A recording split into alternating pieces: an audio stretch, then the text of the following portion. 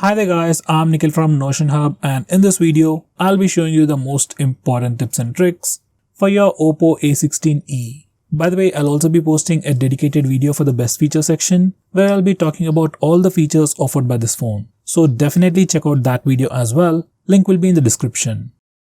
With that said, first I'll start off with the navigation gestures. First we have a gesture called swipe up from both sides, and once you enable this feature,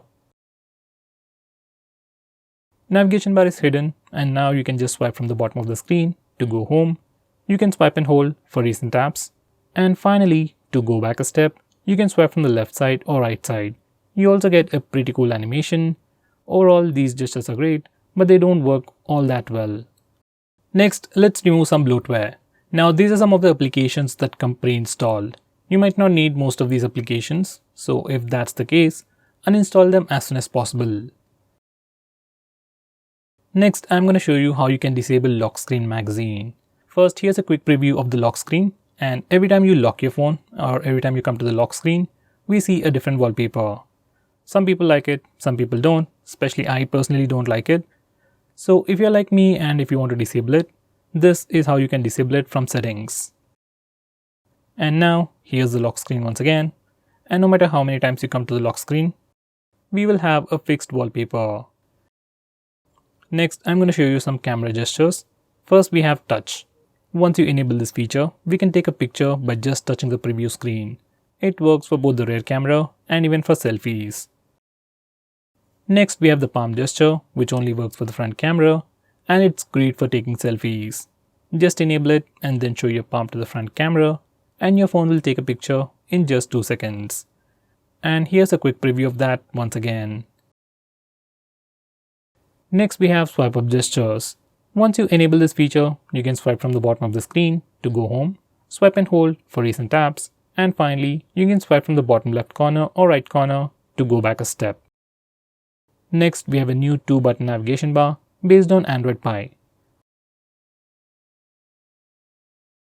But this is not recommended as it doesn't work properly. Next, I'm going to show you how to trigger Google Assistant with the power button. Just enable this toggle and now press and hold the power button to trigger Google Assistant. If you press and hold the power button longer, we will see the power options. If you are using navigation gestures, this is pretty useful. Next, we have some important screen off gestures.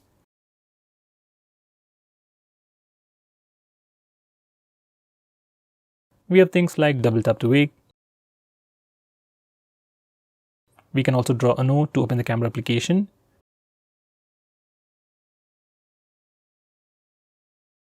Next, we can draw a V to turn on the flash. We also have more like music controls and custom shortcuts, but most of the time, I just draw V to turn on the flash, and to turn it off, we can press the power button. Next, we have a pretty cool shortcut to start or open split screen mode. This feature is enabled by default. Just make sure this particular toggle is enabled, and if it is enabled, you can just swipe up using 3 fingers to open the current application in a split screen mode. Now this is an Oppo phone, it's not like other phones, so some of the applications will not support this feature. With that said, most of the applications, especially third-party applications, do support split screen mode. Next, I'm going to show you digital well-being. Now this is a feature from Google and you can find it in settings. This feature analyzes your phone's usage and gives you a complete report.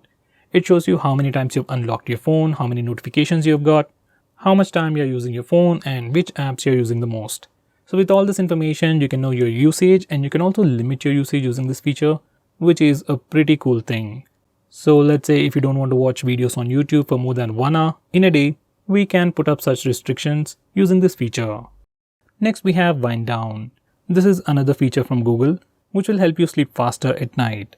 Using this feature, we can schedule our phone to turn on grayscale mode and do not disturb mode automatically at a specific time. This is something I would definitely recommend you to try. Next, I'm going to show you how you can change your default apps, whether you want to change your default launcher, default browser or anything. For that, we need to first go to settings. Once you're in settings, select app management, then select default apps.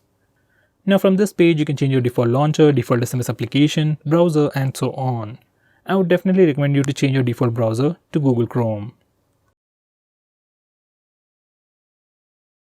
Next, I'm going to show you how to display the battery percentage on the status bar.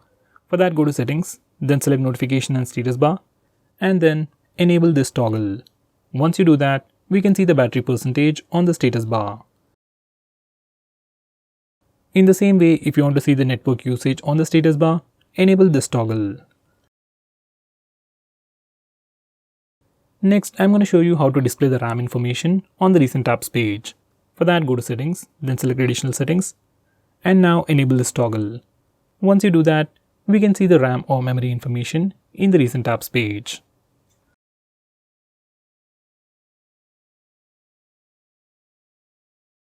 Next, I'm going to show you how to take a screenshot. Now there's an easy way to do that. You just have to press the volume down and power button both at the same time, and your phone will take a screenshot. Just like that. It works everywhere and you just have to press these two buttons at once and it really works. Now for some reason, if that's a bit hard for you, we also have the 3-finger screenshot gesture. Just go to Settings and just enable this toggle. And once you do that, you can swipe down using 3 fingers to take a screenshot. Here's a quick preview. Once again, it also works everywhere. Just swipe down using 3 fingers and you'll get a screenshot. Next, I'm going to show you how to stop applications from automatically restarting in the background. For that, you need to first open Phone Manager. You can find it on the home screen or in your app drawer.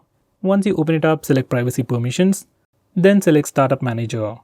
Now from this page, we can start or stop applications from automatically restarting in the background. Personally, I'll enable this toggle for apps like Truecaller, WhatsApp or Instagram, and disable it for everything else.